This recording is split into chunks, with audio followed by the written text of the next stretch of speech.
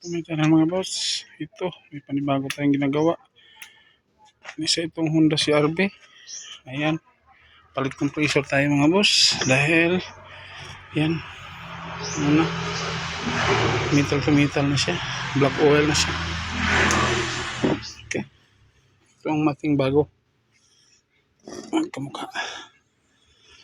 Kamukha. Saka, gamitin natin ating bagong compressor. Ayan. Ating Honda CR-V. Ayan, i-connect natin dito. Balik na natin dito. Dito na yung socket niya. Dito. Connectan na natin dito. Isang wire lang ito mga boss. Dito, balik na natin ang kanyang radiator. Okay, tapos ang ating bagong ayan, condenser fan.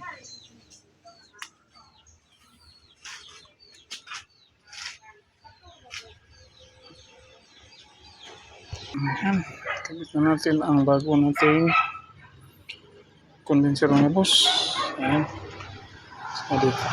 Ayan, tumigil pa isa dito. Okay. Tapos ito, higpitan dito, ligtis na tayo. Ligtis na tayo mga boss. Kagahan natin ito ng 200 PSI. Ayan. Steady na. Kinagahan na natin mga boss. Ayan. 200. Steady na siya. Sana hindi bumaba. Pag bumaba yan, so ibig sabihin may leaking pa. Punta na tayo sa evaporator. Pag wala dito, okay na. So wala na tayong papalitan.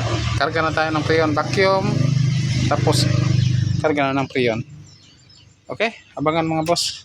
Ayan, mga ilang minuto na mga boss, hindi siya bumaba. So singawin muna natin.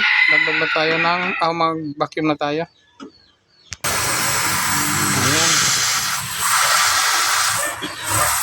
Dahan-dahan lang dahil lang baka ang kanyang compressor oil ay sumabay. Pero dito naman tayo sa kanyang low side. Ito ang running out.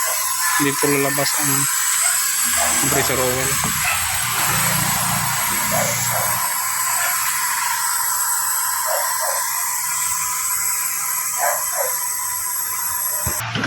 Ayan mga boss, nag-vacuum na tayo. Nagsimula na siya ng negative 30. Negative 25 na siya. Ayan. Vacuumin natin to ng mga 10 minutes. Siyempre, magkarga pa tayo ng tubig dito ng coolant. Ayan mga boss, tapos na tayo ng vacuum. Ito, nagkarga tayo ng Freon. Siyempre, wala tayong timbangan dahil nag-home service na tayo. Ayan. Ito, singawin muna natin. Ayan. Ayan.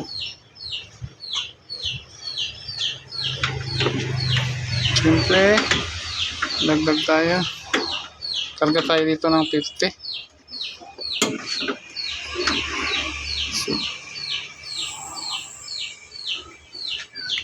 Ayan. Okay, start na tayo mga boss. Start boss.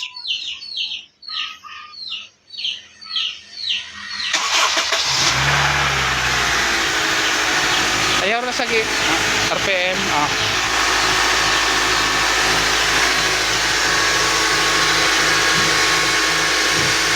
Ayan.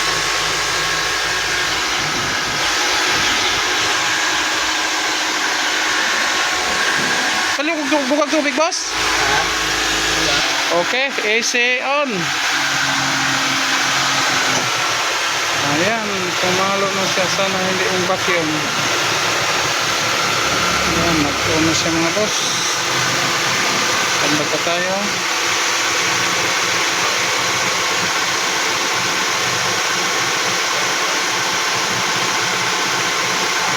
Sinsin ng kamay ko, napakadumi mga boss. Madali kasi tayo. Dahil gabi na. Maayo pa ang ano natin. Shop. Okay. Nandito ang kanyang sight glass. Ayan.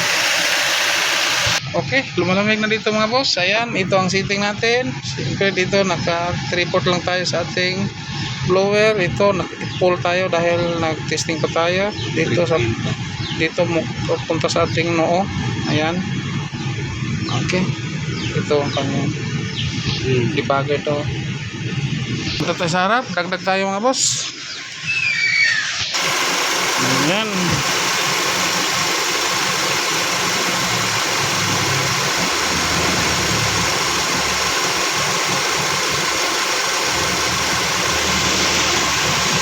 Ayan, nag-automatic na siya mga boss. Yan, bumalik na. Ayan, bumalik na siya sa 30. Naging 180 na siya dito sa high side.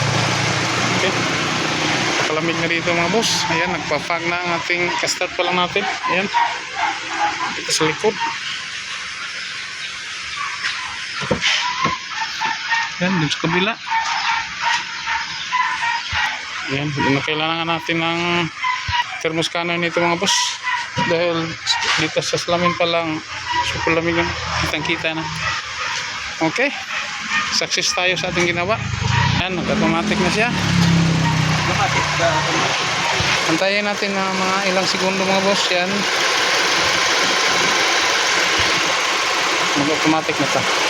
Okay, ayan, nag-automatic na siya. So tumaas na dito ang ating low side, bumaba ang ating high side. Pag on ito, balik to 30, dito balik ito sa 180. Okay, yan, tumaas na. Bumaba dito, tumaas dito. Okay, balik sa 30. Okay, dito tayo sa side na mga boss.